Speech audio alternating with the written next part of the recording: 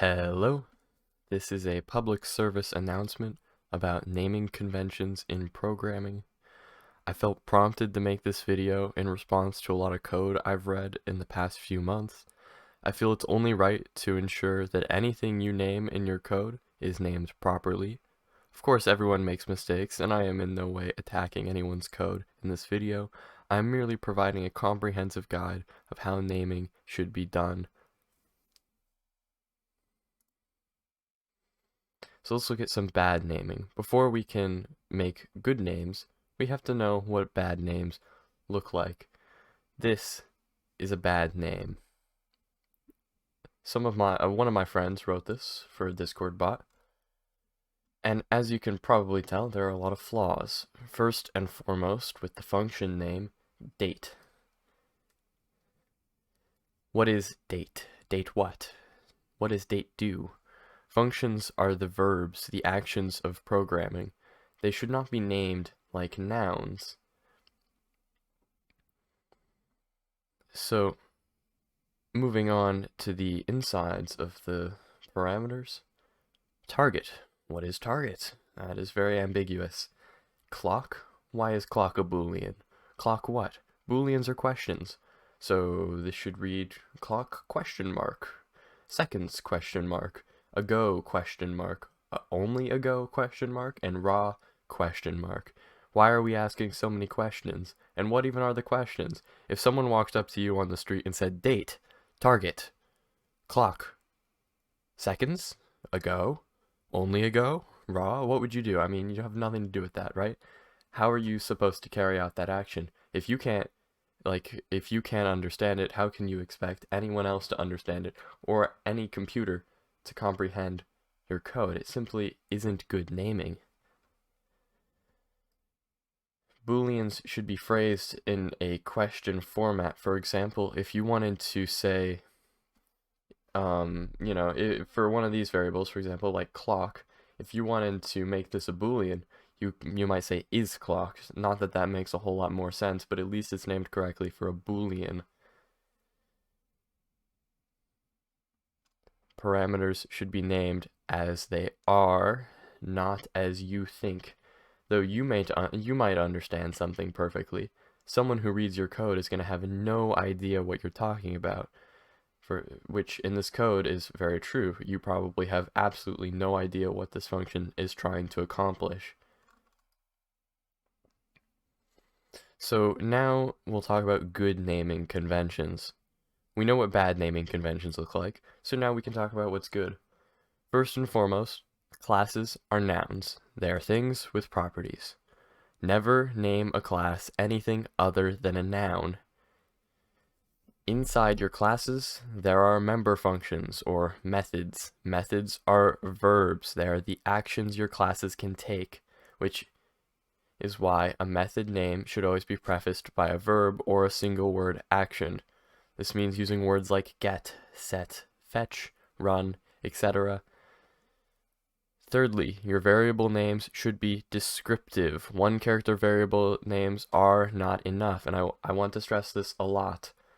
You cannot write int d equals 0 and expect anyone to know that that is the current day number. You might think, oh, I'll just write a comment next to it, but whenever you call that in your code, it's going to say d, and anyone who missed the comment is not going to know what d is. It's very undescriptive. You can't expect anyone to know what d means, except for yourself. It should be named current day number or current day. The last principle of naming that I want to talk about is abstracting information into its own variable, giving it a name. Because why would you keep something a raw number when you can just give it a name and make it read so much more clearly? So here's a method function that I wrote for this example. Public boolean valid takes a integer array called a1. It loops through a1 and it checks if the current element is equal to 4, and it returns false if it finds a 4 in it. There is no way to tell what this does. Valid. Valid what? As we discussed previously, that's not a verb. That's just a statement. Valid. Oh, oh my god, he called valid. A1. What does that mean? What is A1? Why are we checking if, why are we saying A1 valid? What is 4? Why is that there? Anyone who reads this will never know that 4 is the error message. I know that, I'm the author, but no one else is the author, so I shouldn't expect anyone to know that 4 is the error code. So the first thing we can fix the name. First of all, we know that it's a Boolean function, which means we should phrase it in the form of a question, which means I'll add is before valid. So now it says public Boolean is valid, and that's a little bit better because now you can say is valid A1. But we still don't know what A1 is just from reading the name. So we should add sequence to it. Is valid sequence, and now you can read it properly. You can say is valid sequence A1. Of course, this still is lacking in many scenarios. At least the function is named properly, but the parameters are not. What is A1? I mean, there's nothing you can do with A1. So let's rename it to sequence because we named the function is valid sequence and it checks if a sequence is valid. So if we name the input value sequence, then we know that that's the sequence we're talking about. So now it reads left to right, is valid sequence, integer array sequence. Makes sense. And now we loop through sequence.length and we check if the current sequence, the current index in the sequence is equal to 4. That's still our last problem, the 4. We can get rid of that 4 and we can replace it with a variable. And we'll call that variable error code. And I think this is quite adequate code for the naming at least.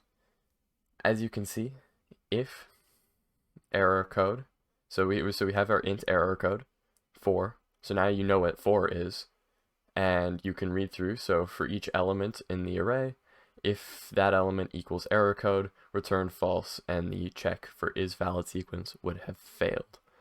And that is a very simple way you can improve your naming and you're abstracting information out of the code just super easily. It doesn't take any time at all to do this, and it'll look a lot better. I promise you. For anyone that's going to read your code in the future, any teachers, colleagues, friends, partners, anyone that has to read your code, they're going to thank you for doing this because they're going to be able to understand exactly what you meant, and you won't have to write a 10-line comment explaining what everything is because no one wants to read that. So, thank you for watching. That's the end. I hope you enjoyed, and I hope you put this into practice because I'm tired of reading code that has ambiguous variable names, bad function names, and just god-awful parameters.